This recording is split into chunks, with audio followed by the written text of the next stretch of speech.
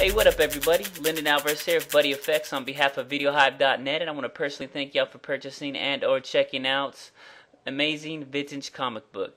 Now, I originally started doing this project file the month before, in June. I don't know when you're watching this. And didn't finish until this month, July. So I had to stop, do some other project files, then come back to this one because I wasn't proud of it. But I kept working, and it's a pretty big project file, and I'm pretty proud of it. So I think y'all are going to like it. So let's go ahead and check out what we're working with. Now, assuming your computer's on, After Effects fired up, ready to go, popping, what have you, you have your comps folder. You click in your comps folder, you have your main and your animation. Basically, this comic book that was animated, I had to pre-compose it so I could add a drop shadow around the whole entire animation versus trying to do it to each individual layer. So if I turn off this alpha transparency in the main, you can see, or turn off the background, you can see the alpha transparency and the shadows. So, and this is your animation comp, and you got your background comp, your comp for your cover, and these are the dialog balloons that I provided for the MOV files. But just to go ahead and get you started, I've given you 5 different comps with them animated, and the text is right in there that you can just replace your own text. And then it's pretty self-explanatory. You got page 1 all the way through page 5. That's the main one. And right here, you basically got your footage and your borders that go around the footage. And same applies to this one. The first comp, however, has extra title animations, yellow bar, and the rest are just straightforward. So that's pretty much that for the comps. Everything's really organized over here. You have your animations, all your dialogue balloons, and then the Ninja Star and the Pirate Sea Chimps, as I'm sure you saw in the preview. Audio, that's the beat for the Pirate Sea Chimps. Now the music was done at 130 beats per second, so pretty much you can find, if you can find any beats, which you'll be able to find a lot of beats at 130 frames per second, even slow it up or speed it down to hit that tempo. Then all you got to do is drag and drop and start the beat at the very beginning of the composition, and everything's going to queue up and work beautifully. Your solids for everything that makes up all the comps, and your stills. Page 1, 2, 3, 4, and 5 cover page. It's pretty self-explanatory. Here's your placeholders. Placeholder 1's for every single pretty much video or still and all the panels inside of there. Placeholder 2 is just the large back side of that first page, the comic cover. And the resolution is actually pretty high. It's like 19 something by 1280. But it doesn't matter because you never zoom into it. If you have something you want to put in that place, as long as it's at least 1280 like dimension height, actually a little bit less, looking at this right here, you'll be alright because this is 1280 by 720. And yeah, that's pretty much it. So let's go ahead and work our way down the line. Now, as I said, this is the main comp. Next is the animation comp. Inside of here is where you can basically change the still right here. You would just drag and drop. I'll get to that in a little bit, but that's going to replace this page right here. So you'd click on this, you figure out where your still is that you want to place, hold Alt, click, drag, drop, let go, and it replaces your logo or comic ad you have automatically. So, and then right here you have footage and stills, page 1, page 2, page 3, page 4, page 5. Let's go ahead and go to the comic cover. I put this at the end, and that's for a reason. Basically, what you have right here is everything that makes up the comic title page. See, I can zoom out. You can see it better. Maybe just drag this down, zoom in. Hold a space bar to get the hand. It's a quick shortcut in case you didn't know that. Side of here, this is color correction. Just had to pop the colors a little bit. Self-explanatory. Your texture screen to give it that comic book effect. Title 1, second title, and the banner title.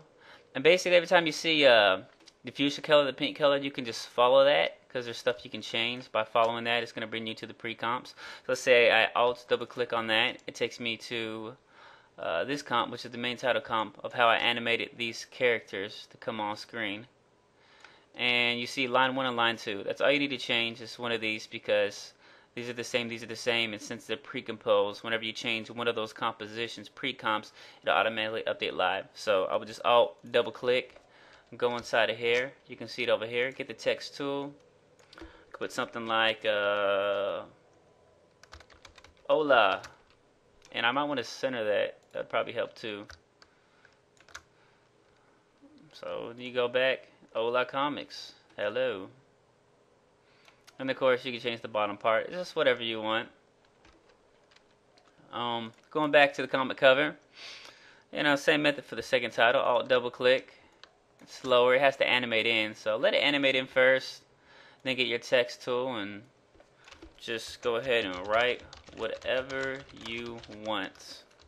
Exclamation mark. You can't forget the exclamation mark, otherwise you're just not making enough emphasis on what you're trying to say. Just how it rolls with vintage comic books. Then, banner title. Like I said, this is all straightforward. Pink, follow it through. And these are just the different layers that were animated on. You have your bottom title. It's pink, once again. You know to follow it. Yellow is what you can update. And you see it's... Actually, you don't see it right here. Sorry for that. You just click in here. Control A. And then write what you want.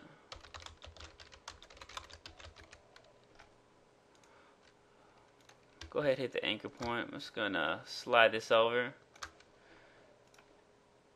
And basically just duplicate the words to your heart's content. So put rights. Turn that off so I can see what I'm doing. And I would just Control C,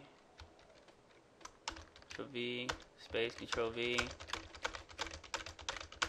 Just keep doing that.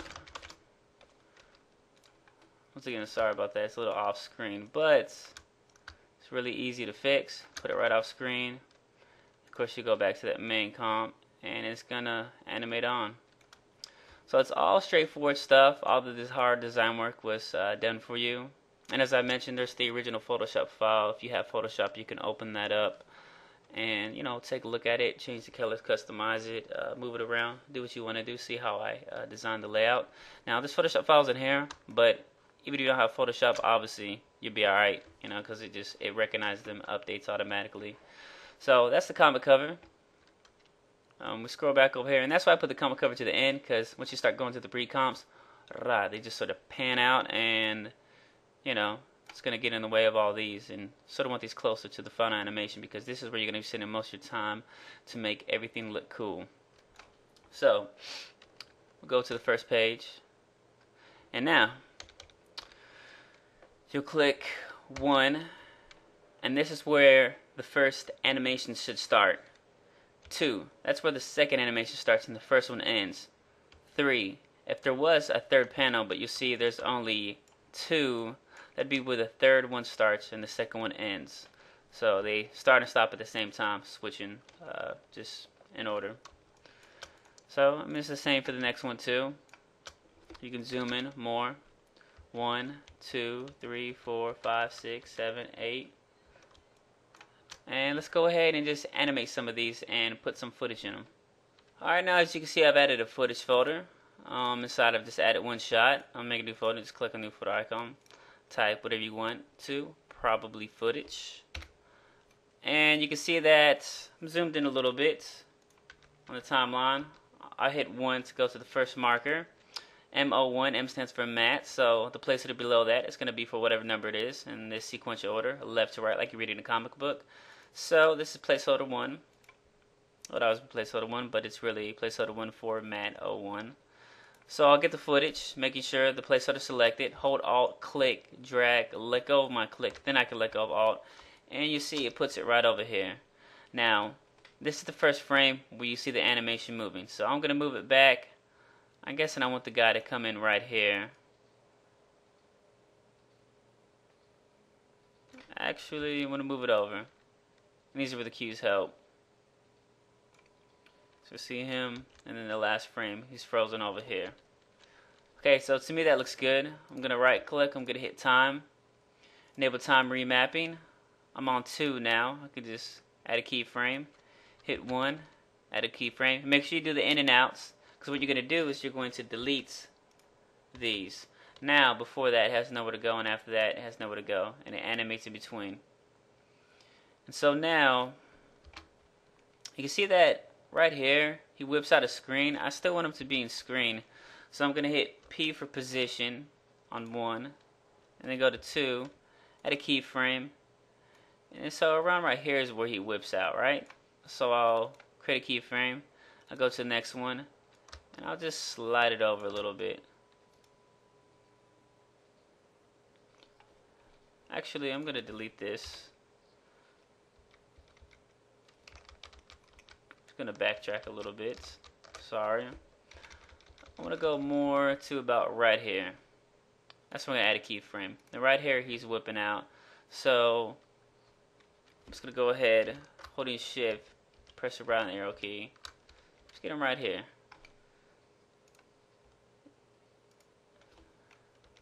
Maybe a little bit more. So now, when you render this, he stays in frame. And it's cool, it gives it like a camera pan. And if you want to, hit F4. You gotta blur to that to make it look more believable when the footage moves. But yeah, that's pretty much it. And you can do that to a lot of shots whenever you get them in there and you have them lined up to how you want it to go, and it's just not moving, like it moves off and moves on. You just slide the footage around.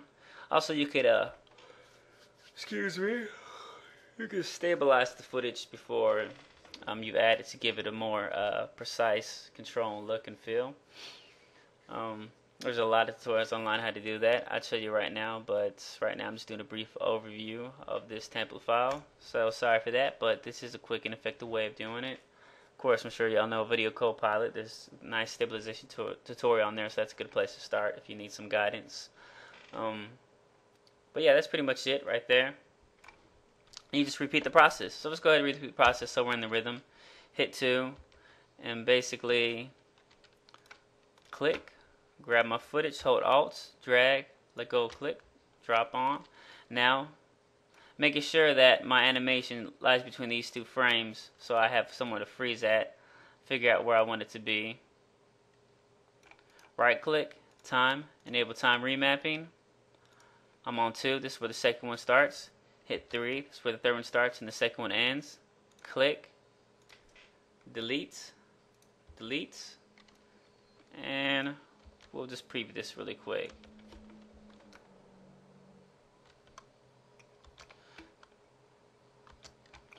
So basically, when you go back into the main comp, everything will be updated.